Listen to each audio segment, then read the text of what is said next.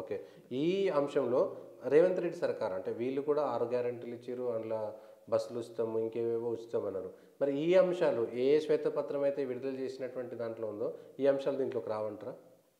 అన్నీ అందులోకే వస్తాయండి. అదే కాంగ్రెస్ ప్రభుత్వం రేవంత్ రెడ్డి గారు రాబోయే రోజులలో ఇప్పుడు కొత్త కాబట్టి ఎవరు ప్రశ్నించట్లేదు. ఓకే. 100 రోజుల తర్వాత అందరూ ప్రశ్నిస్తారు. ఓకే. ఇదే రేవంత్ రెడ్డి గారు ఏం చెప్పారండి?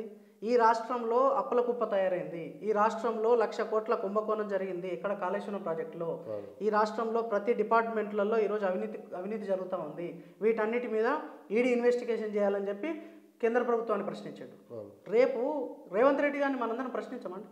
మరి ఇన్ని కాళేశ్వరం ప్రాజెక్టులో ఇంత అవినీతి జరిగితే వీరన్నా ఇక్కడ ఇన్వెస్టిగేషన్ చేయాలి. లేకపోతే కేంద్ర ప్రభుత్వానికన్నా ఈడీ వాళ్ళకన్నా రాయాల్సిన అవసరం ఉంటుంది. అవును. సో వీళ్ళకందరికీ వాస్తవాలు తెలుసు. శ్వేతపత్రం పేరుతోటి ఈ హామీలను పోస్ట్పోన్ చేసే లేకపోతే తప్పించుకునే పరిస్థితిలోకి వెళ్ళే ప్రయత్నం చేస్తున్నారు కాంగ్రెస్ ప్రభుత్వం వాళ్ళు.